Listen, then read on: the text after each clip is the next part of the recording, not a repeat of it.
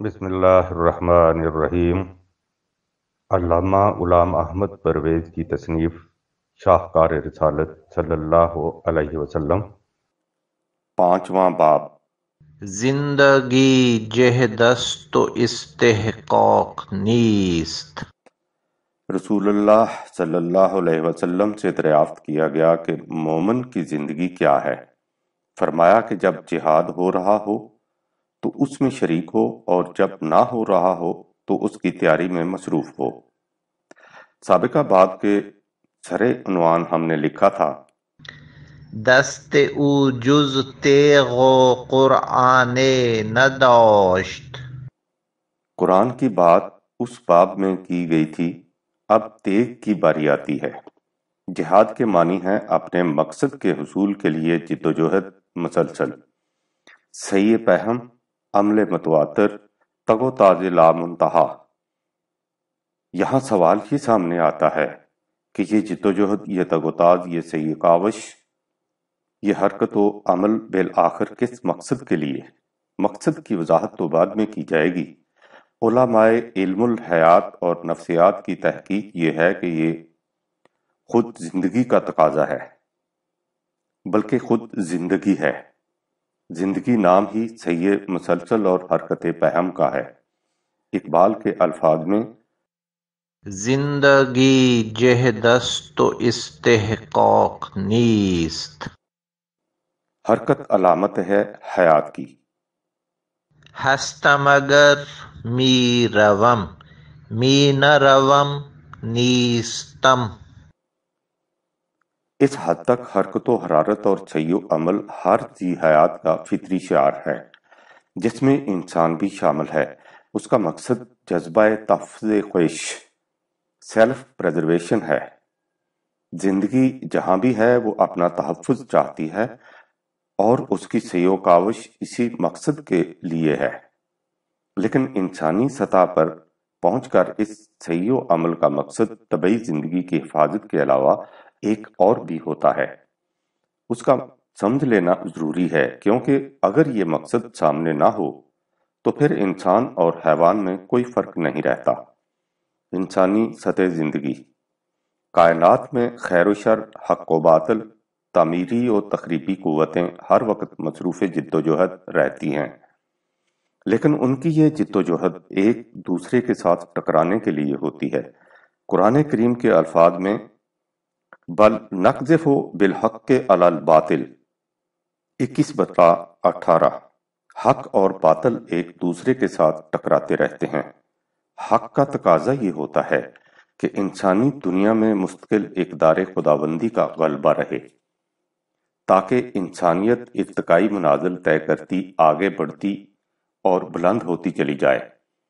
چونکہ ان اقدار کا غلبہ و تسلط استحصال پسند گروہوں کی مفاد پرستیوں کے خلاف جاتا ہے، اس لیے وہ اس سعی و کاوش کی مزاحمت کرتے ہیں، اور اس طرح ان دونوں جماعتوں میں مسلسل تصادم ہوتا رہتا ہے۔ جہاد اور قتال، اس تصادم کی آخری جلانگاہ میدان کارزار ہوتا ہے، جہاں یہ قوتیں جان کی بازی لگا کر ایک دوسرے کے مد مقابل صف آرا ہو جاتی ہیں۔ جہاد کی اس آخری منزل کو قتال، جنگ کہا جاتا ہے۔ اس سے ظاہر ہے کہ جہاد صرف قتال کو نہیں کہتے، زندگی کی ہر جدوجہد کو جہاد کہا جاتا ہے، اور قتال بھی جہاد میں شامل ہے۔ اس لحاظ سے بعض اوقات لفظ جہاد کو قتال کے معنوں میں بھی استعمال کیا جاتا ہے۔ چنانچہ حضور نبی اکرم صلی اللہ علیہ وسلم کا جو ارشاد گرامی زیب عنوان ہے، اس میں جہاد کا لفظ قتال کے معنوں ہی میں استعمال کیا گیا ہے۔ قرآن کریم کی روح سے ہر مومن مجاہد ہوتا ہے۔ ظاہر ہے کہ اس سے مراد میدان جنگ میں لڑنے والا سپاہی ہی نہیں، اس کا مطلب زندگی کے ہر گوشے میں حق کی خاطر مصروف جدوجہد اور سرگرم عمل رہنے والا، حرکت اور حرارت کا زندہ و پائندہ پیکر مرد خدا ہے۔ قرآن کریم نے مجاہدین کے مقابلہ میں قائدین کا لفظ لا کر اس کا مفہوم واضح کر دیا ہے۔ سورہ نساء میں ہے لا یستوی القاعدون من المؤمنین غیر اولی الضرر والمجاہدون فی سبیل اللہ اموالہم و انفسہم، مومنوں میں سے قائدین بجز اس کے کہ وہ کسی وجہ سے معذور ہوں مجاہدین کے برابر نہیں ہو سکتے۔ قاعدہ کے معنی ہوتے ہیں بیٹھا رہنے والا یا کسی کام میں سستی اور تاخیر کرنے والا۔ قرآن کریم کی روح سے بیٹھے رہنے والے یا سست خرام لوگ کبھی ان لوگوں کے برابر نہیں ہو سکتے جو اللہ کی راہ میں مصروف جد و جہد اور مشغول حرکت و عمل رہیں۔ فضل اللہ المجاہدین باموالہم وانفسہم علی القائدین درجۃ، فضل اللہ المجاہدین علی القائدین اجرا عظیما، 4/95۔ اللہ نے مجاہدین کو قائدین کے مقابلہ میں بلند درجہ اور اجر عظیم عطا کیا ہے۔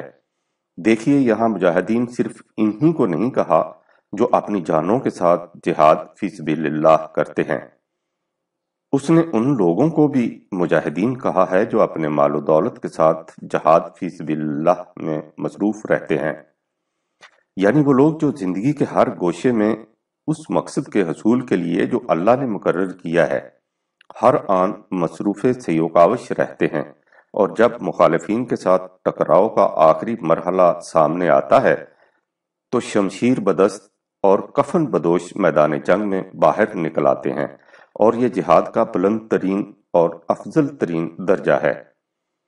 زندگی کی اس جد و جہد کا پہلا مرحلہ وہ ہے جس میں انسان کو حصول مقصد کی خاطر بہت کچھ چھوڑنا پڑتا ہے، آرام و آسائش کو چھوڑنا پڑتا ہے، خورد و نوش کو بھی چھوڑنا پڑتا ہے، گھر بار کو چھوڑنا پڑتا ہے، اہل و عیال اور خویش و اقارب کو چھوڑنا پڑتا ہے، بڑی بڑی دلکش اور جاذبیت کی چیزوں کو چھوڑنا پڑتا ہے، حتیٰ کہ اگر دیکھا جائے کہ اپنے مشن کی کامیابی کے لیے اپنے وطن کے مقابلہ میں کوئی دوسری جگہ زیادہ سازگار ہے تو وطن کو بھی تیاگ دینا پڑتا ہے۔ حق کی خاطر زندگی کی ان آسائشوں اور دامن کشیوں کو چھوڑ دینا قرآن کی اصطلاح میں ہجرت کہلاتا ہے۔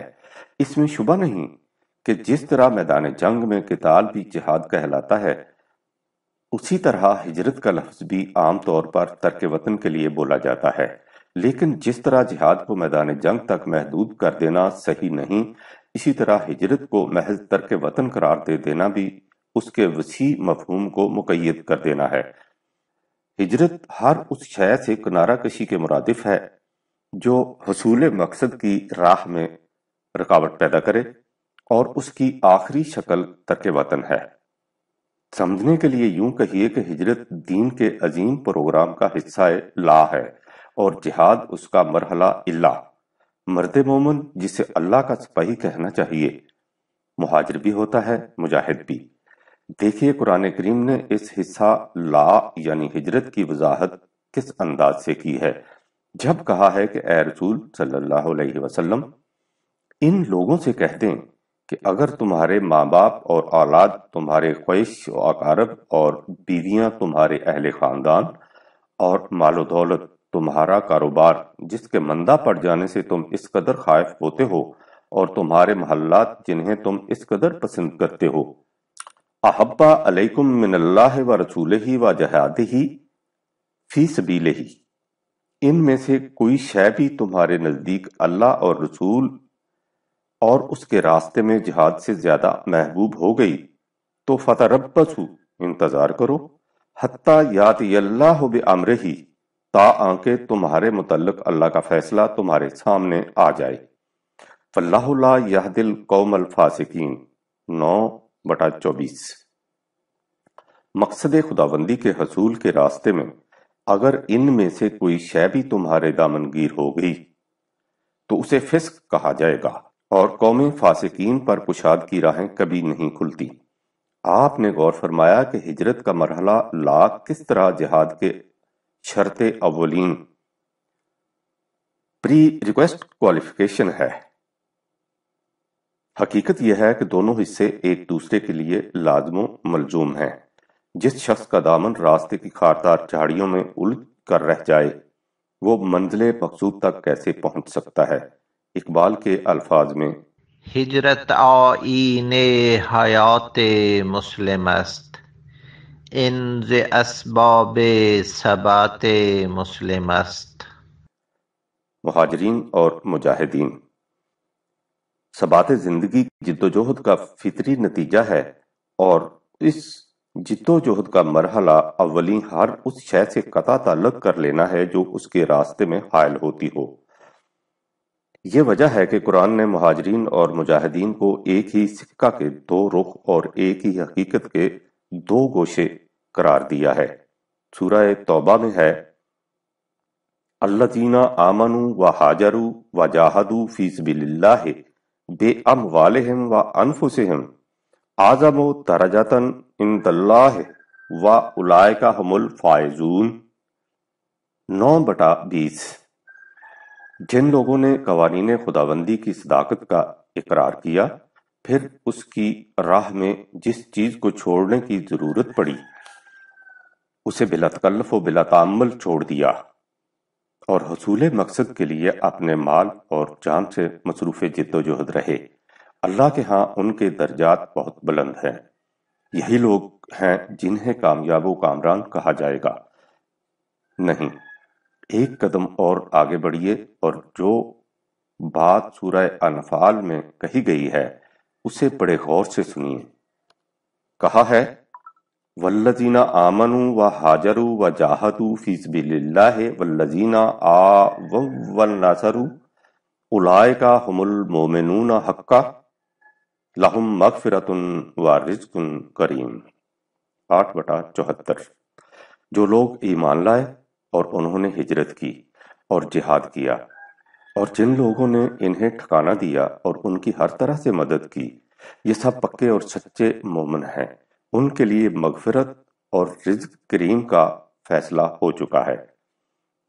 اس سے ذرا پہلے اس کی بھی وضاحت کر دی کہ والذین آمنوا ولم یہاجروا ما لکم من ولایتہم من شیء حتی یہاجروا۔ 8/72۔ جو لوگ ایمان تو لے آئے لیکن انہوں نے بلا عذر ہجرت نہیں کی تو ان کی حفاظت کا ذمہ تمہارے اوپر عائد نہیں ہوتا تا وقت کہ وہ ہجرت نہ کریں۔ یہ اس لیے کہ جیسا کہ پہلے کہا گیا ہے، ہجرت جہاد کی منزل اول ہے۔ جو اس منزل اول میں پورا نہیں اترتا وہ منزل دوم میں کیا کرے گا؟ جان دے دینا۔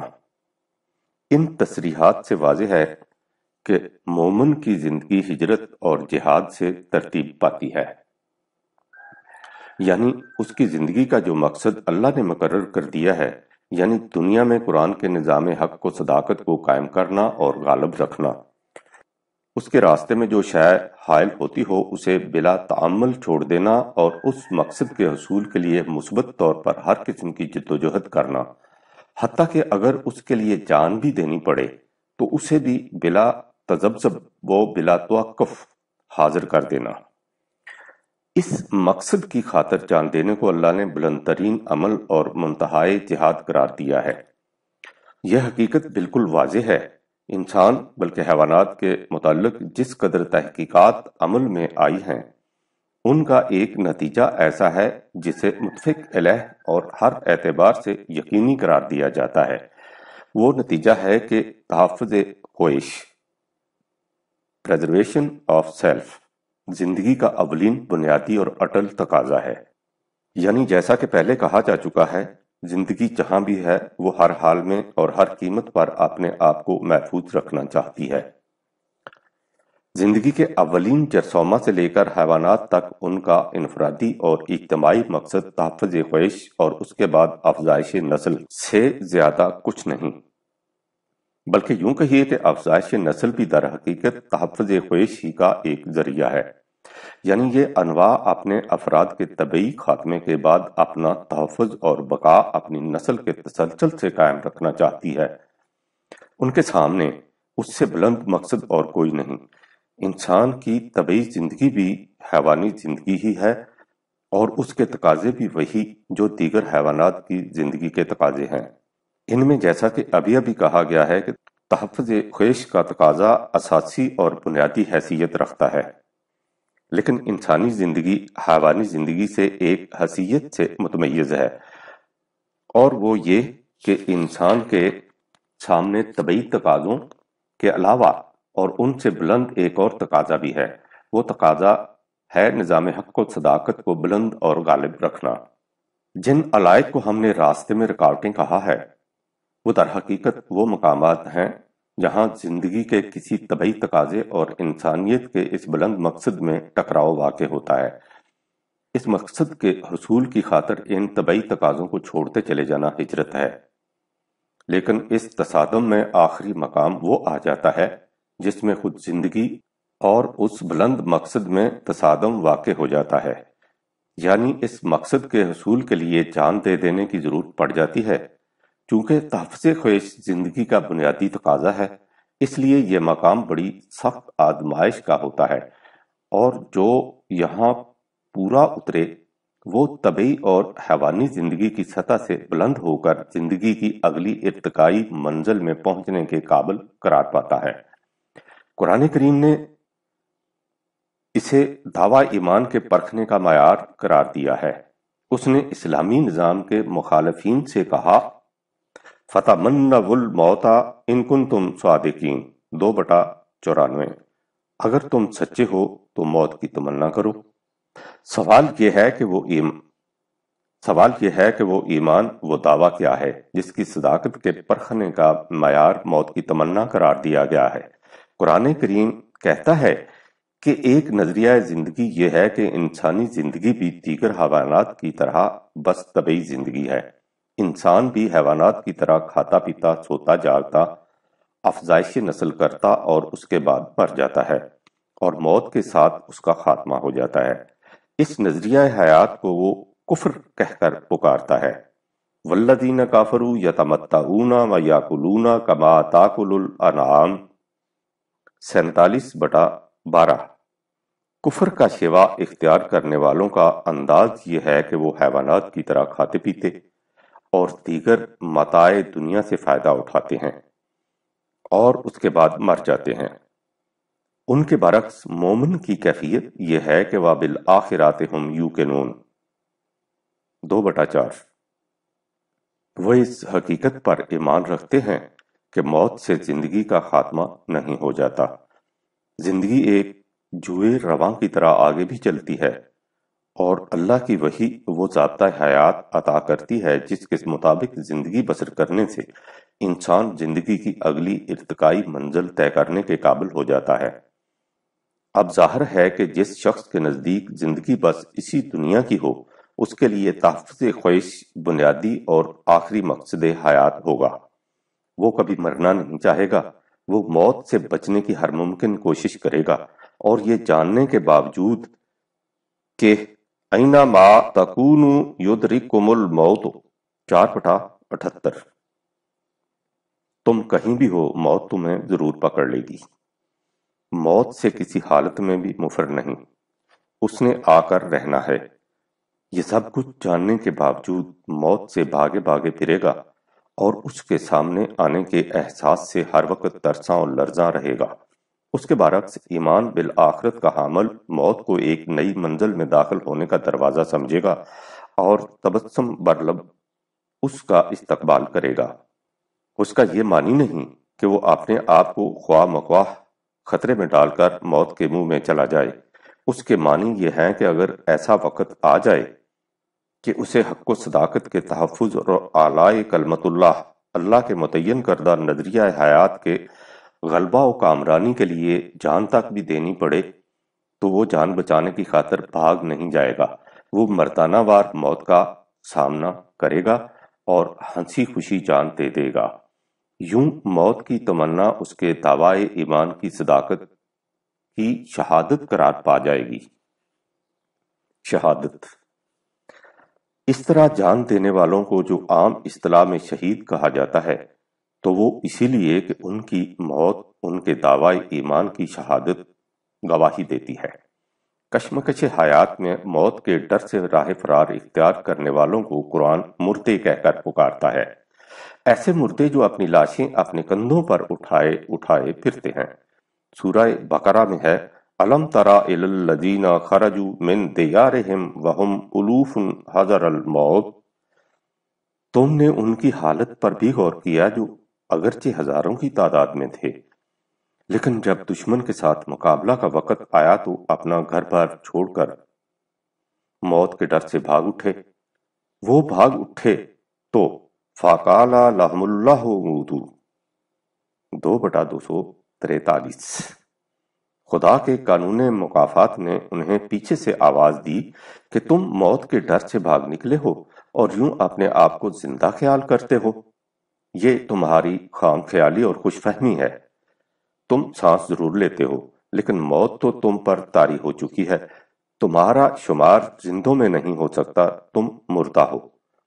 ان کے برعکس جو لوگ حق و باطل کی کشمکش میں آلائے حق کی خاطر جان دے دیں، ان کے متعلق کہا کہ اگرچہ طبعی نقطۂ نگاہ سے وہ مر چکے ہیں، بل احیاء 2/154، لیکن وہ در حقیقت زندہ ہے۔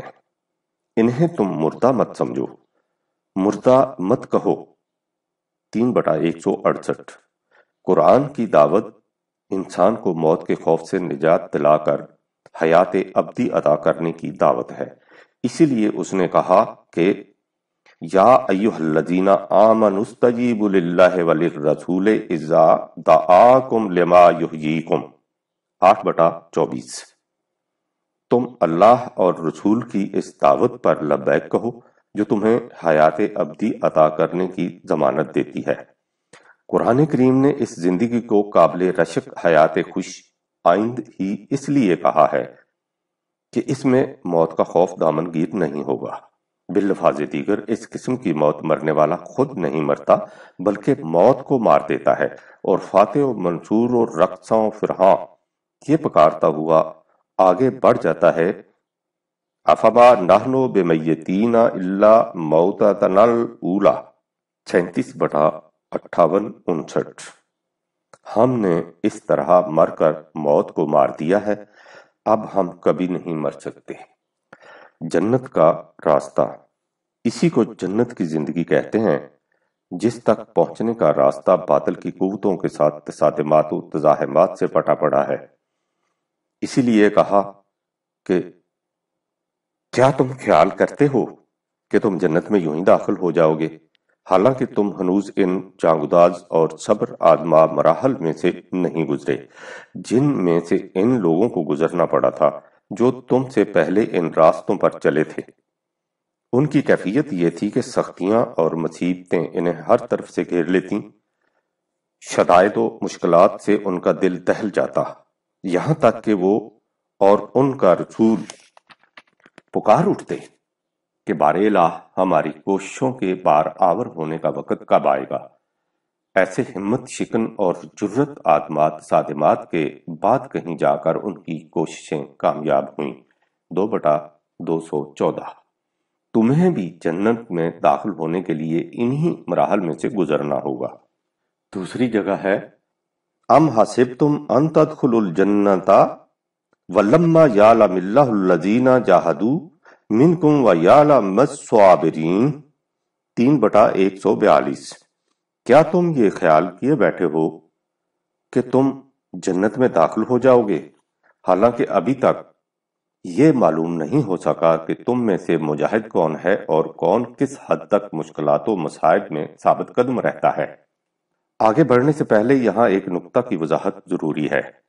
قرآن کریم کی ان اور اسی قسم کی دوسری آیات کا یہ مطلب نہیں کہ جو شخص جنگ کی مشکلات و صعوبات سے دوچار نہیں ہوتا وہ جنت میں جا ہی نہیں سکتا۔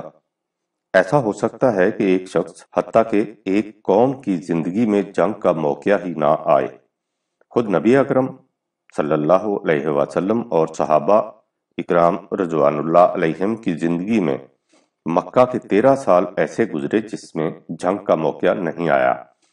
اس کے یہ معنی نہیں کہ جو مومنین اس زمانے میں وفات پا گئے وہ جنت کے مستحق قرار نہیں پا سکتے، ایسا سمجھنا صحیح نہیں۔ ان ارشادات خداوندی کا مطلب یہ ہے کہ مومن کی زندگی مسلسل جہاد کی زندگی ہے جس میں ہر قسم کے خطرات کا ہر وقت امکان ہے۔ اس لیے اسے ان خطرات کے مقابلہ کے لیے ہر وقت تیار رہنا چاہیے۔ اگر ان حالات میں کسی وقت خطرہ سچ مچ سامنے آ جائے تو اس کا مقابلہ کرے، خواہ اس مقابلہ میں جان تک بھی کیوں نہ دینی پڑے، اور اگر ایسا وقت نہ آئے تو اس میں اس کا قصور نہیں، وہ تو اس کے لیے ہر وقت آمادہ اور تیار تھا۔ یہی وجہ ہے جو قرآن کریم نے دوسرے مقام پر کہہ دیا ہے کہ وَلَئِن قُتِلْتُمْ فِي سَبِيلِ اللَّهِ أَوْ مُتُّمْ لَمَغْفِرَةٌ مِّنَ اللَّهِ وَرَحْمَةٌ خَيْرٌ مِّمَّا يَجْمَعُونَ 3/157۔ اگر تم اللہ کی راہ میں قتل کر دیے جاؤ یا تمہیں ویسے ہی موت آ جائے تو ہر دو صورتوں میں تم اللہ کی مغفرت کے حقدار ہو جاؤ گے۔ مجاہدین کے اعمال صالحہ۔ ہم یہ کہہ رہے تھے کہ قرآن کریم کی روح سے جنت کی طرف جانے والا راستہ خطرات اور مشکلات سے پٹا پڑا ہے، اور انہی کے مقابلہ سے انسانی ذات کی وہ صلاحیتیں ابھرتی ہیں جو اسے حیات ابدی کا مستحق بنا دیتی ہیں۔ اقبال کے الفاظ میں حیات جاویداں اندر ستیز است۔ اور یہی وجہ ہے کہ اس راستہ پر چلنے والے مردان جفاکیش و ثبات طلب کے ہر قدم کو عمل صالح کہہ کر پکارا گیا ہے۔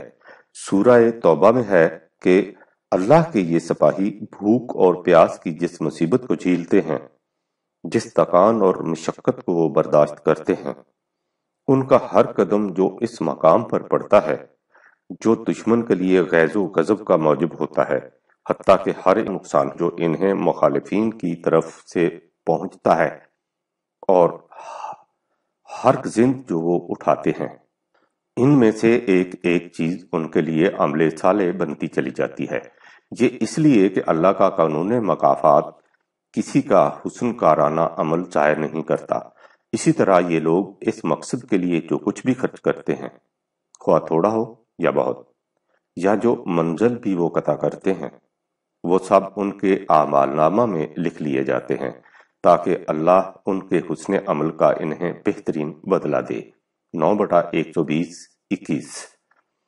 اس لیے کہ کسی بلند مقصد کے حصول کے لیے جو ذرائع اختیار کیے جائیں، بشرطے کہ وہ ذرائع ضابطۂ خداوندی کے مطابق ہوں، وہ خود اس مقصد کا جزو بنتے چلے جاتے ہیں، اور ان ذرائع کو اختیار کرنے والے ان مفادات کے برابر کے حقدار جو اس مقصد کے حصول سے مرتب ہوں، خواہ وہ باقی افراد کارواں کے ساتھ منزل مقصود تک پہنچ جائیں یا راستے ہی میں وفات پا جائیں۔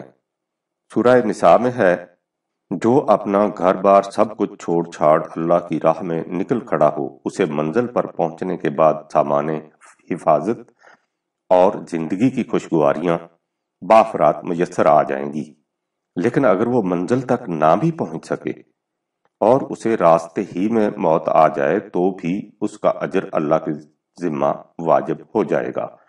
4/100۔ یعنی مومن کی زندگی یہ ہے کہ وہ اللہ کے متعین فرمودہ مقصد کے حصول کے لیے اٹھ کھڑا ہو، اور دنیاوی مفاد و متاع کی جس قدر جاذبیتیں اور لذائذ و حظائظ کی جس قدر دلکشیاں اس کی دامن کش اور اناگیر ہوں، انہیں جھٹک کر الگ کر دے۔ راستے میں جس قدر مشکلات و خطرات سامنے آئیں، ان کا ڈٹ کر مردانہ وار مقابلہ کرتے ہوئے آگے ہی آگے بڑھتا چلا جائے۔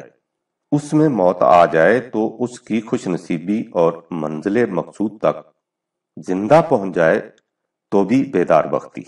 قرآن کے الفاظ میں اس راستے میں کہیں جنگ و قتال اور دیگر خطرات کا اندیشہ ہوگا، کہیں سامان خورد و نوش کی کمی ہوگی، کہیں مال کا نقصان ہوگا، کہیں جان کا اتلاف، کہیں فصلیں اجڑیں گی اور باغات تباہ ہوں گے۔ یہ تمام خطرات اور نقصانات سامنے آئیں گے، لیکن کامرانیوں اور فائز المرامیوں کی خوشخبریاں ان کے لیے ہوں گی جو اس جد و جہد میں ثابت قدم رہیں گے، اور مصائب و مشکلات کے ہجوم میں ان کی نگاہ اس نقطہ سے ذرا بھی ادھر ادھر نہیں ہٹے گی۔ انا للہ و انا الیہ راجعون۔ ہمارا مقصد اللہ کے پروگرام کو پورا کرنا ہے، ہم نے اپنے آپ کو اس مقصد کے لیے وقف کر رکھا ہے۔ مشکلات آتی ہیں تو آئیں، ہم ان سے ڈر کر منہ نہیں موڑیں گے، ہمارا ہر قدم اسی نصب العین کی طرف اٹھے گا، وہی ہمارا مقصود و منتہا ہے، اور ہم ہر حال میں اسی کی طرف رجوع کریں گے۔ 2/156۔ یہ ہیں وہ ارباب عزم و ہمت اور پیکران ثبات و استقامت جن کے متعلق کہا کہ علیہم صلاۃ من ربہم ورحمۃ واولئک ہم المہتدون۔ 2/157۔ ان کے نشو و نما دینے والے کی طرف سے ان پر تحسین و آفرین کے ڈونگرے برسائے جاتے ہیں، اور ان پر نوازشات خداوندی کی بارشیں ہوتی ہیں۔ یہی وہ لوگ ہیں جن کا منزل مقصود تک پہنچ جانا یقینی ہے۔ اس سے ذرا آگے چل کر کہا کہ نیکی یہ نہیں کہ تم مشرق کی طرف منہ کرتے ہو یا مغرب کی طرف، نیکی یہ ہے کہ تم علاوہ دیگر امور مخالفین کے ساتھ مقابلہ کے وقت مشکلات و مصائب میں کس حد تک ثابت قدم رہتے ہو۔ چھوٹی موٹی مصائب اور مشکلات تو ایک طرف، ان کے عزم و یقین اور ثبات و استقامت کا عالم یہ ہوتا ہے کہ قال لهم الناس ان الناس قد جمعوا لكم فاخشوهم، جب ان سے لوگ کہتے ہیں کہ تمہارے دشمنوں نے تمہارے خلاف ایک لشکر جرار جمع کر لیا ہے، اس لیے تمہیں ان سے ڈرنا چاہیے۔ فزادہم ایمانا، تو اس سے ان کا ایمان اور بھی بڑھ جاتا ہے۔ وَقَالُوا حَسْبُنَا اللَّهُ وَنِعْمَ الْوَكِيلُ۔ 3/173۔ اور وہ دل کے پورے اطمینان سے کہتے ہیں کہ دشمن کا لشکر بہت بڑا ہے تو ہوا کرے۔ قانون خداوندی کی نصرت اور تائید ہمارے شامل حال ہے، اور یہ وہ قوت ہے جس کے بعد کسی اور قوت کی حاجت نہیں رہتی، اور جس پر پورا بھروسہ کیا جا سکتا ہے۔ فَانْقَلَبُوا بِنِعْمَةٍ مِّنَ اللَّهِ وَفَضْلٍ لَّمْ يَمْسَسْهُمْ سُوءٌ وَاتَّبَعُوا رِضْوَانَ اللَّهِ وَاللَّهُ ذُو فَضْلٍ عَظِيمٍ۔ 3/174۔ یہ اس عزم و یقین کے ساتھ میدان کارزار میں آگے بڑھتے ہیں اور کسی قسم کا نقصان اٹھائے بغیر نعمائے خداوندی کی جولیاں بھر بھر کر واپس آتے ہیں۔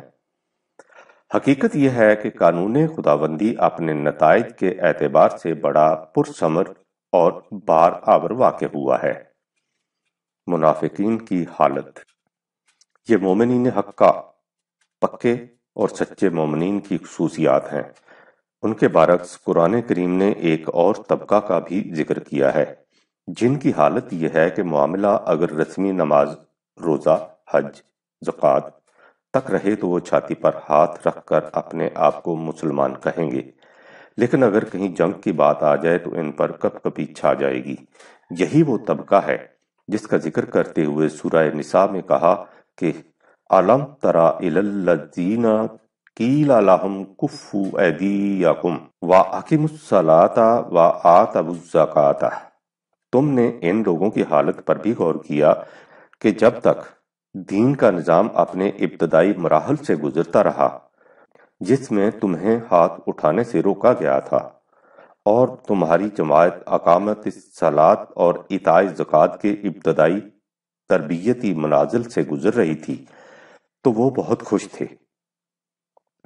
فَلَمَّا كُتِبَ عَلَيْهِمُ الْقِتَالُ إِذَا فَرِيقٌ مِّنْهُمْ يَخْشَوْنَ النَّاسَ كَخَشْيَةِ اللَّهِ أَوْ أَشَدَّ خَشْيَةً۔ لیکن جب دین کا اگلا پروگرام سامنے آیا جہاں مخالفین سے ٹکراؤ ناگزیر ہو گیا اور انہیں جنگ کرنے کا حکم دیا گیا، تو ان میں سے ایک گروہ انسانوں سے اس طرح ڈرنے لگ گیا جیسے خدا کے قانون مکافات سے ڈرنا چاہیے، بلکہ اس سے بھی زیادہ شدت کے ساتھ۔ وَقَالُوا رَبَّنَا لِمَا كَتَبْتَ عَلَيْنَا الْقِتَالَ، اور کہنے لگا کہ اے ہمارے پروردگار، تو نے ہم پر جہاد کیوں فرض قرار دے دیا؟ لولا اخرتنا الی اجل قریب، کیا ایسا نہیں ہو سکتا کہ تو ہمیں کچھ عرصہ کے لیے مہلت دے دے تاکہ ہم متاع حیات سے اور نفع اندوز ہو جائیں۔ کل متاع الدنیا قلیل والآخرات خیر لمن اتقی ولا تظلمون فتیلا۔ 4/77۔ اے رسول، ان سے کہیے کہ تم دنیاوی زندگی کا کتنا ہی ساز و سامان کیوں نہ اکٹھا کر لو، وہ اخروی زندگی کی خوشگواریوں کے مقابلہ میں بہرحال قلیل بھی ہوگا اور کہتر بھی۔ تم قوانین خداوندی کی نگہداشت کرو تاکہ ان نعمات سے فیضیاب ہو سکو۔ تمہاری کوششوں کے نتائج میں ذرا بھی کمی نہیں کی جائے گی۔ دوسری جگہ ہے کہ جماعت مومنین کی بے تابی تمنا کا یہ عالم ہے کہ وہ اس انتظار میں رہتے ہیں کہ کب جہاد کا حکم ملے۔ ان کے برعکس یہ منافقین ہیں کہ جب کوئی ایسی آیت نازل ہو جس میں متعین طور پر جنگ کا ذکر کیا گیا ہو تو اے رسول وہ آپ کی طرف یوں دیکھنے لگ جاتے ہیں گویا انہیں ابھی غش آ جائے گا۔ یہ کیسے شوریدہ بخت اور بدنصیب لوگ ہیں۔ 47/20۔ قتال فرض قرار دیا گیا۔ یہی وہ منافقین کا گروہ تھا جن کی اس قلبی کیفیت کے پیش نظر کہا گیا تھا کہ کتب علیکم القتال وہو کرہ لکم، تم پر قتال جنگ فرض قرار دیا گیا ہے خواہ تمہیں یہ ناگوار ہی کیوں نہ گزرے۔ وہی خداوندی کے پیش نظر تمہاری یا تو کسی اور کی خوشگواری یا ناگواری نہیں ہوتی، وہ ابدی حقائق بیان کرتی ہے خواہ وہ کسی کو ناگوار گزریں یا خوشگوار محسوس ہوں۔ انسان اپنے اپنے مفاد عاجلہ کی روح سے کسی بات کے خوش آئند یا ناگوار خاطر ہونے کا فیصلہ کرتا ہے، اور وہی کے سامنے مطلق صداقتیں ایبسولیوٹ ٹروتھس ہوتی ہیں۔ اس لیے وَعَسَىٰ أَن تَكْرَهُوا شَيْئًا وَهُوَ خَيْرٌ لَكُمْ وَعَسَىٰ أَن تُحِبُّوا شَيْئًا وَهُوَ شَرٌّ لَكُمْ۔ ایسا ہو سکتا ہے کہ تم ایک بات کو ناپسند کرو اور وہ حقیقت میں تمہارے لیے نفع رساں ہو، یا ایک چیز تمہیں بہت مرغوب ہو اور وہ در حقیقت تمہارے لیے نقصان رساں ہو۔ تم خیر اور شر یا نفع اور نقصان کا معیار اپنی پسند یا ناپسند کو قرار نہ دو، اس کے لیے مستقل اقدار خداوندی کو معیار قرار دو، اس لیے کہ واللہ یعلم وانتم لا تعلمون۔ 2/216۔ تمہارا علم محدود بھی ہوتا ہے اور ذاتی جذبات و میلانات سے متاثر بھی۔ اس کے برعکس علم خداوندی محیط کلی ہوتا ہے اور ہر قسم کے اثرات سے مبرہ اور بالا۔ تم صرف اپنے نفع نقصان تک سوچ سکتے ہو، اور وہی خداوندی کے سامنے پوری کائنات اور جملہ نوع انسان کا نفع نقصان ہوتا ہے۔ عقل خود بھی غافل از بہبود غیر، سود خود بیند نبیند سود غیر، وحی حق بینندۂ سود ہمہ، در نگاہش سود و بہبود ہمہ۔ انسان کو وحی کی رہنمائی کی ضرورت ہی اس لیے تھی اور ہے کہ انسانی فکر ذاتی میلانات اور اپنے ماحول کے عواطف سے غیر متاثر رہ کر معروضی طور پر آبجیکٹیولی کچھ سوچ ہی نہیں سکتی، اور وحی خداوندی ان تمام میلانات اور رجحانات سے غیر متاثر ہوتی ہے، اور اس کے پیش نظر کائنات اور عالم انسانی کا کلی مفاد ہوتا ہے۔ یہ وجہ تھی جو ان لوگوں سے جن کے قلوب مفاد خیش کے میلانات سے متاثر تھے کہا گیا کہ تم پر جہاد فرض قرار دیا گیا خواہ تمہیں یہ ناگوار ہی کیوں نہ گزرے۔ ضمناً یہ طبقہ جس پر جہاد قتال سے متعلق احکام ناگوار گزرتے تھے عہد رسالت مآب تک ہی محدود نہیں تھا۔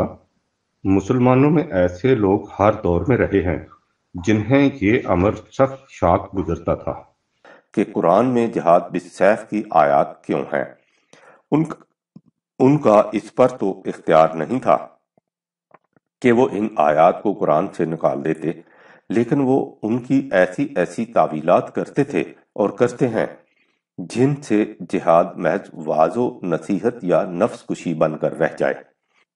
جنگ کے مقاصد۔ اب ہمارے سامنے یہ سوال آتا ہے کہ وہ مقاصد کیا ہیں، جن کے لیے وہ کیا حالات ہیں جن میں جنگ کو فرض قرار دیا گیا ہے۔ ہم دیکھ چکے ہیں کہ دین کے نظام کے ابتدائی مراحل میں ہاتھ روک رکھنے کی ہدایت تھی۔ یہ رسول اللہ صلی اللہ علیہ وسلم کی مکی زندگی تھی۔ اس کے بعد حضور اپنی جماعت کے ساتھ مکہ چھوڑ کر مدینہ میں جا کر آباد ہو گئے۔ اب اہل مکہ کو ان سے کوئی سروکار نہیں ہونا چاہیے تھا، لیکن انہوں نے وہاں بھی پیچھا نہیں چھوڑا اور ایک لشکر جرار لے کر مدینہ پر چڑھ دوڑے۔ یہ تھا وہ مقام جہاں مسلمانوں کو جنگ کی اجازت دی گئی۔ سورہ حج میں ہے، جن لوگوں پر مخالفین اس طرح جنگ کے لیے چڑھ دوڑے ہیں، اب انہیں بھی جنگ کرنے کی اجازت دی جاتی ہے، اس لیے کہ ان پر بڑے ہی ظلم ہوئے ہیں اور اللہ اس پر قادر ہے کہ ان مظلومین کی مدد کرے۔ یہ وہ لوگ ہیں جنہیں ان کے گھروں سے ناحق نکال دیا گیا۔ ان کا جرم اتنا ہی تھا کہ وہ کہتے تھے کہ ہمارا رب اللہ ہے۔ 22/39-40۔ یعنی جب سوال زندگی اور موت کا ہو تو پھر تحفظ خیش کی خاطر جنگ کے لیے میدان میں آ جانا ضروری ہو جاتا ہے۔ حیات بے شرف کے مقابلہ میں مرگ باشرف 1000 درجہ بہتر ہوتی ہے۔ جہاد زندگی کا ثبوت ہے۔ جنگ بدر کے ضمن میں قرآن کریم ایک ایسی عظیم حقیقت کو سامنے لایا ہے کہ جوں جوں نگاہ بصیرت اس پر غور کرتی ہے، انسان وجد میں آ جاتا ہے۔ پہلے اس پس منظر کو سامنے لائیے۔ اللہ پر ایمان رکھنے والوں کی یہ مٹھی بھر جماعت 13 برس تک سرداران قریش کے مظالم برداشت کرنے کے بعد پناہ گزینوں کی حیثیت سے خالی ہاتھ مدینہ میں آئی۔ مدینہ کے انصار بھی کسی خاص قوت و شوکت اور چاو حشمت کے مالک نہیں تھے، وہ انہیں صرف پناہ دے سکنے کے قابل تھے۔ ان حالات میں یہ مہاجرین ابھی یہاں آ کر بیٹھنے بھی نہ پائے تھے کہ قریش 1000 پر مشتمل لشکر جرار کے ساتھ ان پر حملہ کرنے کے لیے نکل کھڑے ہوئے۔ ظاہر ہے کہ بے سر و سامان جماعت مومنین، جن کی کل تعداد مہاجرین اور انصار ملا کر صرف 300 کے قریب تھی، اس لشکر کا مقابلہ کرنے کی قوت اپنے اندر نہیں پاتے تھے۔ فطری طور پر وہ چاہتے تھے کہ کسی طرح جنگ ٹل جائے۔ اتفاق سے قریش کا ایک قافلہ مدینہ کے قریب سے گزر رہا تھا۔ ان مومنین میں سے بعض کا مشورہ یہ تھا کہ قریش کے لشکر کے یہاں تک پہنچنے سے پہلے ہمیں ان کے قافلہ پر حملہ کر دینا چاہیے۔ اس طرح اس امر کا امکان ہے کہ قریش مصالحت پر آمادہ ہو جائیں اور ہم جنگ سے بچ جائیں۔ نظر بظاہر یہ تدبیر مفید مطلب تھی، لیکن دیکھیے کہ اس مقام پر اللہ نے کیا کہا۔ اس نے کہا کہ ہم جانتے ہیں کہ تم اپنی عافیت اسی میں سمجھتے ہو کہ قریش سے ٹکراؤ کی نوبت نہ آئے، لیکن اس طرح ڈر ڈر کر سہمے ہوئے زندگی بسر کرنا زندگی نہیں، یہ صرف نفس شماری ہے، حیات بے شرف ہے۔ زندہ رہنے کا حق اسی کو حاصل ہے جو خطرات کا مقابلہ کرنے کے بعد یہ ثابت کر دے کہ اس میں زندہ رہنے کی صلاحیت ہے، اور اگر اس میں اس کی صلاحیت نہیں تو پھر مردانہ وار جان دے دے۔ لہٰذا ہمارا فیصلہ یہ ہے کہ تم قریش کا مقابلہ کرنے کے لیے میدان جنگ میں نکلو۔ لِیَہْلِکَ مَنْ ہَلَکَ عَنْ بَیِّنَةٍ وَیَحْیَیَ مَنْ حَیَّ عَنْ بَیِّنَةٍ۔ 8/42۔ تاکہ جسے زندہ رہنا ہے وہ زندہ رہنے کا ثبوت بہم پہنچا کر زندہ رہے، اور جس میں زندہ رہنے کی صلاحیت نہیں وہ بھی اس امر کا ثبوت بہم پہنچا کر موت کی آغوش میں چلا جائے۔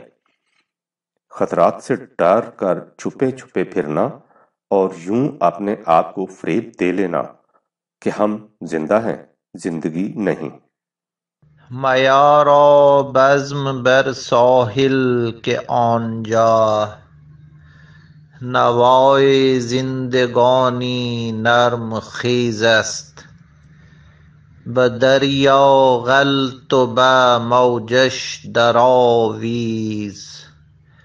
حیات جاویدان اندر ستیز است. جہاد یا قتال اس امر کا ثبوت پہنچانے کا ذریعہ ہے کہ ہم میں زندہ رہنے کی صلاحیت موجود ہے۔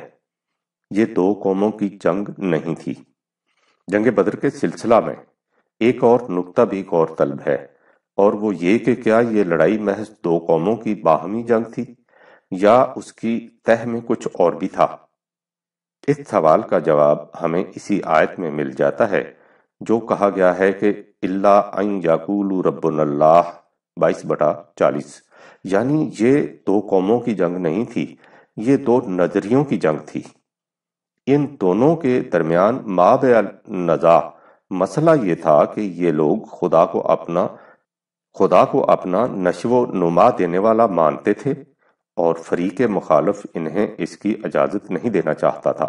یہی وجہ مخالفت مکہ میں تھی، اور یہی بنائے نزاع مدینہ آنے کے بعد بھی رہی، اور اسی بنا پر انہوں نے ان کے خلاف لشکر کشی کی تھی۔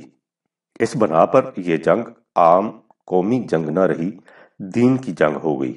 یہی وہ لطیف نکتہ ہے جس کی وضاحت دوسرے مقام پر اس طرح کر دی گئی کہ وَأَعِدُّوا لَهُم مَّا اسْتَطَعْتُم مِّن قُوَّةٍ وَمِن رِّبَاطِ الْخَيْلِ تُرْهِبُونَ بِهِ عَدُوَّ اللَّهِ وَعَدُوَّكُمْ 8/60۔ تم ان مخالفین کی مدافعت کے لیے امکان بھر سامان حفاظت تیار رکھو، اپنی سرحدوں کو ایسا مضبوط رکھو کہ اس سے ان لوگوں کے دل پر جو تمہارے بھی دشمن ہیں اور اللہ کے بھی دشمن خوف طاری رہے، اور وہ حملہ کرنے کی جرت نہ کر سکیں۔ دین کے دشمن، یہاں دیکھیے عدو اللہ و عدوکم کی تخصیص و تمییز سے کس طرح بات واضح کر دی۔ عدوکم تمہارے دشمن قومی سطح پر ہیں، اور عدو اللہ سے مراد ان کی عداوت ہے جو دین کی بنا پر ہے۔ قومی سطح پر باہمی عداوتیں تو دنیا کی مختلف اقوام میں اکثر رہتی ہیں، لیکن جنگ جہاد فی سبیل اللہ کی حیثیت اس وقت اختیار کرتی ہے جب اس عداوت کی بنا دین ہو، یعنی قوم مخالف اس نظام کو مٹانے کے لیے یورش کرے جسے یہ قوم بحیثیت دین خداوندی قائم کرنا اور مستحکم رکھنا چاہتی ہو۔ ان کی طرف سے مخالفت کی ایک شکل یہ بھی ہے کہ وہ دین خداوندی کے خلاف طعن و تشنیع پر اتر آئیں۔ انہیں اس سے باز رکھنے کے لیے سمجھانا چاہیے، انہیں بتانا چاہیے کہ ہمارے دین کی تعلیم یہ ہے کہ ہم تمہارے معبودوں کے خلاف بھی سوء ادبی اور گستاخی کے الفاظ زبان پر نہ لائیں، حالانکہ ہم انہیں باطل معبود سمجھتے ہیں۔ 6/109۔ ہمیں حکم دیا گیا ہے کہ ہم تمام مذاہب کے بانیوں کی تعظیم کریں، کیونکہ ہو سکتا ہے وہ خدا کے فرستادہ انبیاء ہوں۔ اگر وہ انبیاء تھے تو ہم ان کی نبوت پر ایمان لانے کے لیے مکلف ہیں، لہٰذا تم کم از کم ہمارے دین کے خلاف طعن و تشنیع سے تو باز رہو۔ لیکن اگر ان میں اتنی سی شرافت اور انسانیت بھی باقی نہ رہی ہو تو پھر انہیں تلوار کے زور سے اس سے روکا جائے گا۔ سورہ توبہ میں ہے وَإِن نَكَثُوا أَيْمَانَهُم مِّن بَعْدِ عَهْدِهِمْ وَطَعَنُوا فِي دِينِكُمْ فَقَاتِلُوا أَئِمَّةَ الْكُفْرِ۔ اگر یہ لوگ اس قسم کے عہد و پیمان کرنے کے بعد اس سے پھر جائیں اور تمہارے دین میں طعن و تشنیع سے باز نہ آئیں تو پھر تم کفار کے ان سرگنوں کے خلاف جنگ کرو۔ اس سرزمین کی حفاظت، یہاں تک ان جنگوں کا ذکر ہے جو اپنے دین کی مدافعت کے لیے لڑنی پڑیں۔ واضح رہے کہ چونکہ قرآن کی روح سے دین صرف اپنی آزاد مملکت میں زندہ حقیقت بن سکتا ہے، اس لیے اس مملکت کی حفاظت کے لیے جنگ جس میں دین کا نظام متمکن ہو یا جسے اس مقصد کے لیے حاصل کیا گیا ہو، قتال فی سبیل اللہ کہلائے گا۔ مدینہ کی پہلی جنگ جنگ بدر اس زمانے میں لڑی گئی تھی جب اسلامی مملکت عملی شکل میں وجود میں نہیں آئی تھی۔ بائیں ہمہ اس سرزمین کی حفاظت اس لیے ضروری تھی کہ اس میں اس مملکت کے وجود میں آنے کا امکان تھا۔ اگر وہ سرزمین نہ رہتی تو اسلامی مملکت کا وجود شرمندہ تعبیر نہ ہو سکتا۔ یہ ہے قتال فی سبیل اللہ کی پہلی شکل، مذہب کی آزادی۔ اس کی دوسری شکل سورہ حج کی اس آیت کے اگلے حصے میں لائی گئی ہے، جس کا پہلا حصہ اوپر مذکور ہے۔ اس میں کہا گیا ہے کہ وَلَوْ دَفَعُ اللَّهِ النَّاسَ بَعْضُهُم بِبَعْضٍ لَّهُدِّمَتْ صَوَامِعُ وَبِيعٌ وَصَلَاةٌ وَمَسَاجِدُ يُذْكَرُ فِيهَا اسْمُ اللَّهِ كَثِيرًا 22/40۔ اور اگر اللہ ایسا نہ کرتا کہ ایک جماعت کی دست درازیوں کی روک تھام دوسری جماعت کے ہاتھوں ہو جائے تو یہودیوں کی عبادت گاہوں، عیسائیوں کے گرجوں، راہبوں کی خانقاہوں اور مسلمانوں کی مسجدوں جن میں اللہ کا ذکر اکثر ہوتا رہتا ہے میں سے کوئی بھی باقی نہ رہتی، سب منہدم ہو جاتی۔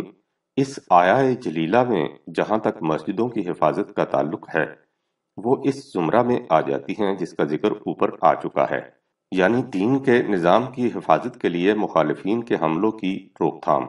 لیکن اس میں تو مسلمانوں پر تمام اہل مذاہب کی پرستش گاہوں کی حفاظت کا فریضہ عائد کیا گیا ہے۔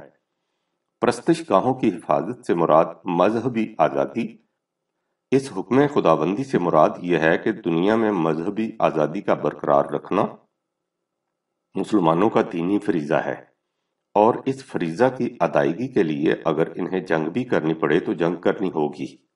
لا اکراہ فی الدین، اس سے عظیم حقیقت سامنے آتی ہے، اور وہ یہ کہ جس قوم کا فریضہ یہ ہو کہ وہ جان دے کر بھی دوسرے اہل مذاہب کی مذہبی آزادی کو برقرار رکھے، کیا اس کے لیے کسی صورت میں بھی جائز ہوگا کہ وہ کسی شخص کو بزور شمشیر مسلمان بنائے، یا جو بدقسمت مسلمان کوئی دوسرا مذہب اختیار کرنا چاہے اسے اس سے بزور شمشیر روکے؟ یہ تصور قطعاً غلط اور اسلام کے اساسی اصولوں کے خلاف ہے۔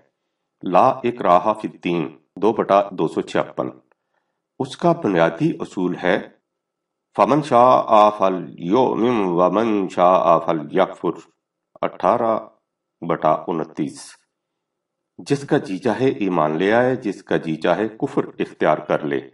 اس کا عالمگیر منشور جب اس نے کہا تھا کہ وَقَاتِلُوهُمْ حَتَّى لَا تَكُونَ فِتْنَةٌ وَيَكُونَ الدِّينُ لِلَّهِ 2/193، تو اس سے بھی یہی مراد تھی، یعنی اگر کوئی قوم کسی دوسرے کی مذہبی آزادی سلب کرنا چاہے تو تم اس مستبد قوم کے خلاف جنگ کرو، اور اس جنگ کو اس وقت تک جاری رکھو جب تک ایسے حالات پیدا نہ ہو جائیں کہ مذہب صرف اللہ کی خاطر اختیار کیا جائے، اس میں کسی قسم کے خارجی اثر یا دباؤ کا دخل نہ رہے۔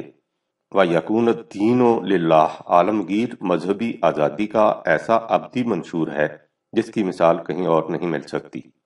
اس شکل میں بھی جنگ مدافعانہ رہتی ہے، لیکن اس میں صرف اپنی اور اپنے دین کی مدافعت نہیں بلکہ دنیا بھر کے اہل مذاہب کی مذہبی آزادی کی مدافعت مقصود ہے۔ یہ جہاد فی سبیل اللہ کی دوسری شکل ہے۔ اب آگے بڑھیے۔ انسانی حقوق کا تحفظ مذہبی آزادی ہی نہیں بلکہ اس میں غلامی کی اور بھی بہت سی شکلیں شامل ہیں جن کا تعلق انسانی حقوق سے ہے۔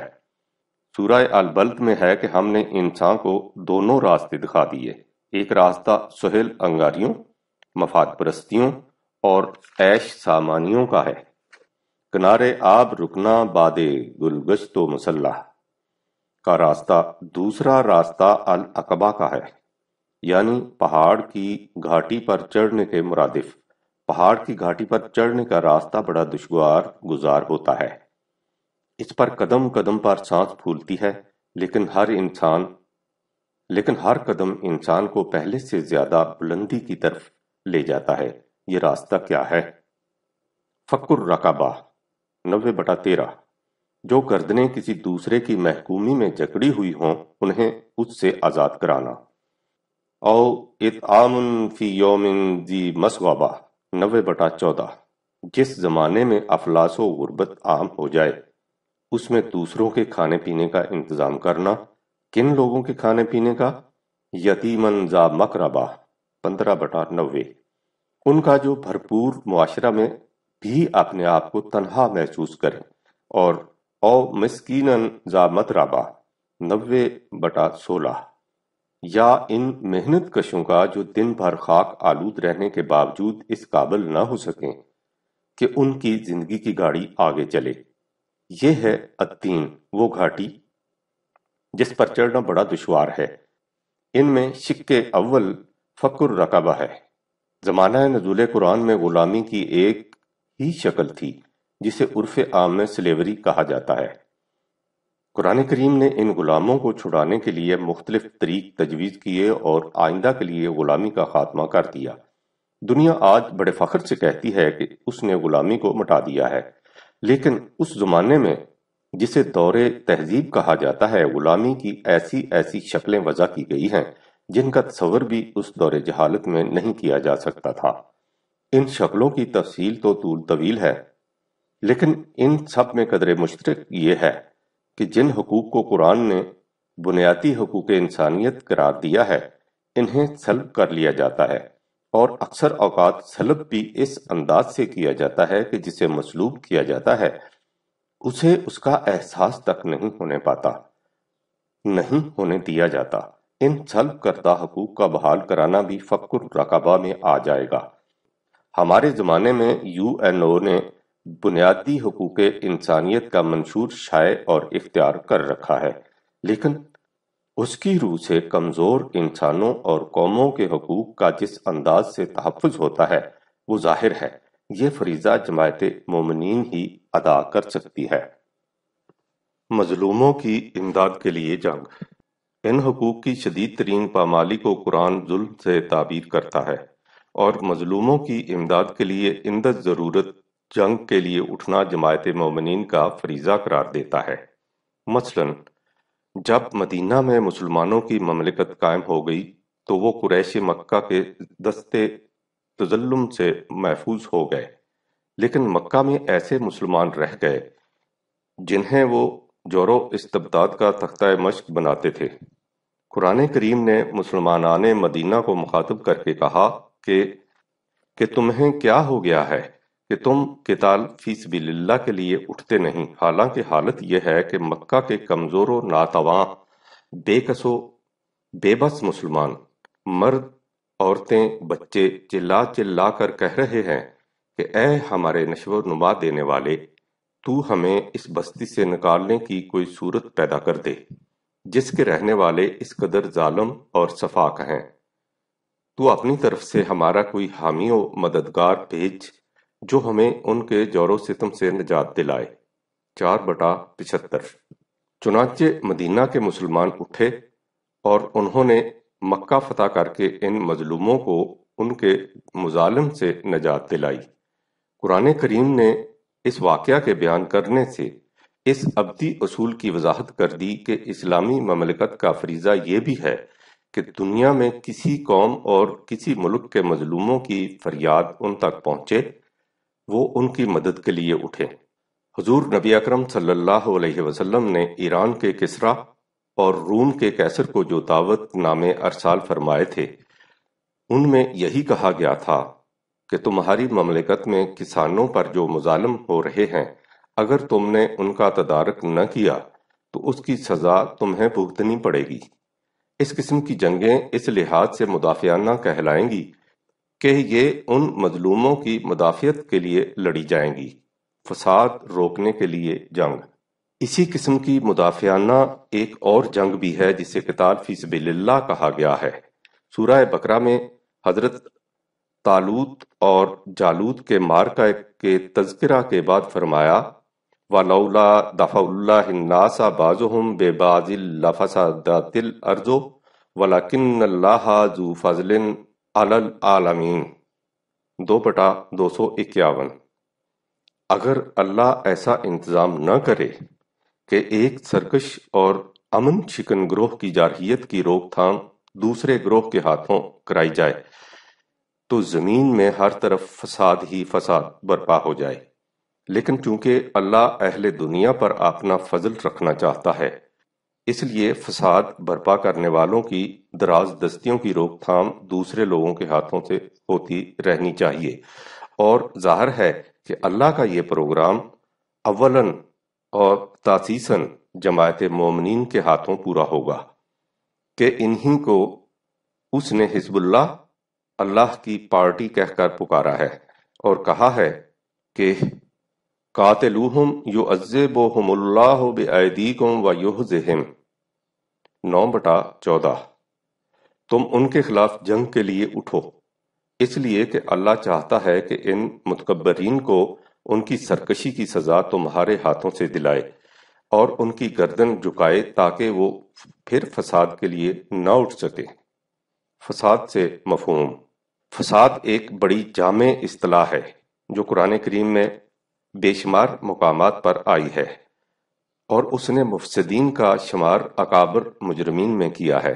ارتقائے انسانیت کے لیے بنیادی شرط یہ ہے کہ معاشرہ میں امن و امان رہے، لوگوں کی جان، مال، عزت و آبرو، عصمت ہر طرح سے محفوظ ہو اور اس طرح انہیں اطمینان اور سکون میسر ہو۔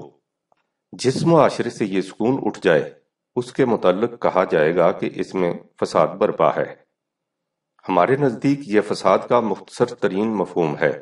قرآن کریم نے فساد کو صلاح کی ضد بتایا ہے، اور صلاح کے معنی ہیں ایسے حالات جن میں انسانی صلاحیتیں بیدار ہوں، اور اس طرح اس میں زندگی کے ارتقائی منازل طے کرنے کی اہلیت پیدا ہو جائے، نیز جن میں معاشرہ کا حسن و توازن قائم رہے اور ناہمواریاں دور ہو جائیں۔ جس چیز کو جس حال میں ہونا چاہیے اس کا ٹھیک اسی حال میں ہونا، اور ہر کام کا وقت کے تقاضے اور قوانین خداوندی کے مطابق سر انجام پائے جانا۔ جب معاشرہ کی حالت ایسی نہ رہے تو اسے فساد سے تعبیر کیا جائے گا۔ اس میں قانون و ضوابط کا احترام اٹھ جائے گا اور فوضویت، انارکی عام ہو جائے گی۔ ایسی حالت کو روبِ اصلاح لانے کے لیے عند ضرورت جنگ کو بھی قتال فی سبیل اللہ کہا جائے گا، خواہ وہ کہیں پیدا ہو۔ اس لیے قرآن کریم نے امت مسلمہ کو شہداء علی الناس کہہ کر پکارا ہے، یعنی تمام نوع انسان کے امور کی نگران، اور نگران کا فریضہ ہے کہ وہ دیکھے کہ کہیں فساد برپا نہ ہو جائے۔ یہ ہے وہ مقاصد جن کے لیے قرآن کریم نے جنگ کی نہ صرف اجازت دی ہے بلکہ اسے مسلمانوں پر فرض قرار دیا ہے۔ ان مقاصد کی خاطر جنگ قتال فی سبیل اللہ ہے، اور اگر مقصد کچھ اور ہے تو وہ قتال فی سبیل اللہ نہیں، قتال فی سبیل الطاغوت ہے، اور یہ کفر اور اسلام میں مابع الامتیاز ہے۔ سورہ نساء میں ہے الذین آمنوا یقاتلون فی سبیل اللہ والذین کفروا یقاتلون فی سبیل الطاغوت 4/76۔ مومنین اللہ کی راہ میں جنگ کرتے ہیں، اور کفار طاغوت کی راہ میں۔ یہی قتال فی سبیل اللہ جہاد کی حد آخری اور مومن کی زندگی کا منتہا و مقصود ہے۔ جنگ کی شرائط: یہ تو ہیں وہ مقاصد جن کے لیے جنگ لڑی جائے گی، ان کے ساتھ ہی کچھ شرائط بھی ہیں جنہیں ملحوظ رکھا جائے گا۔ مختصر الفاظ میں وہ شرائط یہ ہیں: پہلی شرط یہ ہے کہ وَقَاتِلُوا فِي سَبِيلِ اللَّهِ الَّذِينَ يُقَاتِلُونَكُمْ وَلَا تَعْتَدُوا 2/190۔ جو تمہارے خلاف جنگ پر اتر آئیں ان سے جنگ کرو لیکن حدود سے تجاوز مت کرو۔ لا تعتدوا کہ ایک معنی تو یہی ہے کہ اس باب میں جو حدود اللہ نے مقرر کی ہیں ان سے آگے نہ بڑھو، اور اس کے دوسرے معنی یہ بھی ہو سکتے ہیں جنگ کو وہیں تک محدود رکھو اور ایسے حالات نہ پیدا ہونے دو کہ وہ متعدی امراض کی طرح پھیل کر عالمگیر بن جائے، یہ آگ ایسی بھڑکے کہ ہر ایک کو اپنی لپیٹ میں لے لے، ایسی صورت نہ پیدا ہونے دو۔ دوسری شرط یہ ہے کہ جہاں تک دشمن کی قوت توڑنے کا تعلق ہے وہیں تک اسے نقصان پہنچاؤ، خواہ مخواہ ہلاکت حرص و نسل نہ کرو 2/205 نہ کھیتیاں تباہ و برباد کرو نہ عام آبادی کو ہلاک کرو ایسا کرنا فساد میں شامل ہو جائے گا اور واللہ لا یحب الفساد 2/205 اللہ فساد کو پسند نہیں کرتا مفتوحہ علاقہ کو برباد مت کرو نہ ہی وہاں کے معززین کو ذلیل کرو یہ انداز ملوکیت ہے جس کی نظام خداوندی میں گنجائش نہیں 27/34 بین الاقوامی معاہدات کی روح سے یہ اصول طے کر لو کہ جنگ کہیں اور کسی کے خلاف بھی کیوں نہ ہو اسے مسلسل جاری نہیں رہنا چاہیے سال میں کچھ مہینے ایسے مقرر ہونے چاہیے جن میں جنگ اصولاً بند کر دی جائے اس متارکہ سے فریقین کے جذبات مخاصمت کی شدت میں کمی واقع ہو جائے گی اور اس بات کا امکان پیدا ہو جائے گا کہ دشمن نامعقولیت کو چھوڑ کر صلح کی معقول شکل اختیار کر لے اس طرح بعض مقامات بھی ایسے ہونے چاہیے جہاں پہنچ جانے پر ہر شخص اپنے آپ کو محفوظ اور مامون پائے 2/217 جب دشمن صلح کی طرف جھکے تو اس کی سفید جھنڈی کا احترام کیا جائے یہ ممکن ہے کہ ایسا کرنے میں وہ تمہیں دھوکہ دیتا ہو لیکن یہ بھی تو ممکن ہے کہ وہ مخلصانہ طور پر صلح چاہتا ہو اس لیے تمہارا رد عمل یہ نہیں ہونا چاہیے کہ وہ دھوکہ دیتا ہے بلکہ یہ ہونا چاہیے کہ وہ صلح کا آرزو مند ہے 8/61 خذو حذرکم 4/71 اپنی حفاظت کا پورا سامان رکھو اور پھر اس سے صلح کی بات کرو صلح کرنے میں بھی دشمن کے ساتھ عدل کرو لا یجرمنکم شنآن قوم علی الا تعدلوا اعدلوا ہوا اقرب للتقوی 5/8 کسی قوم کی دشمنی تمہیں اس پر آمادہ نہ کر دے کہ تم اس کے ساتھ عدل نہ کرو ہمیشہ عدل کرو ہر ایک کے ساتھ عدل کرو اس لیے کہ تم نے تقوی کی زندگی بسر کرنی ہے اور تقوی کا تقاضا یہی ہے دشمن قیدیوں کے ساتھ حسن سلوک کے ساتھ پیش آؤ معاہدہ صلح کے بعد انہیں یا تو اپنے قیدیوں کے تبادلہ میں رہا کر دو یا فدیہ لے کر لیکن اگر دیکھو کہ ان میں سے کسی صورت کا امکان نہیں تو انہیں بطور احسان چھوڑ دو اس کا اثر بڑا گہرا ہوگا 47/4 قیدی تو ایک طرف اس نے یہاں تک کہا ہے کہ اگر دشمن کا کوئی فرد تمہارے پاس پناہ لینے کے لیے آئے تو اسے پناہ دو اسے قرآن کی تعلیم سے آگاہ کرو اور اس کے بعد اگر وہ اپنے ہاں واپس جانا چاہے تو اسے اپنی حفاظت میں اس کے بامن تک پہنچاؤ 9/6 دشمن یا ویسے بھی دیگر اقوام کے ساتھ جو معاہدات کرو ان کا احترام کرو 5/11 وَإِمَّا تَخَافَنَّ مِنْ قَوْمٍ خِيَانَةً فَانبِذْ عَلَيْهِمْ عَلَى سَوَاءٍ إِنَّ اللَّهَ لَا يُحِبُّ الْخَائِنِينَ 8/58 اگر تمہیں اس کا خدشہ ہو کہ قوم مخالف معاہدہ کی آڑ میں تم سے خیانت کرنے کا ارادہ رکھتی ہے تو تم معاہدہ کی اوٹ میں اس کے خلاف خیانت مت کرو تم اس معاہدہ کو ان کی طرف لوٹا دو انہیں بتا دو کہ وہ معاہدہ باقی نہیں رکھا جا سکتا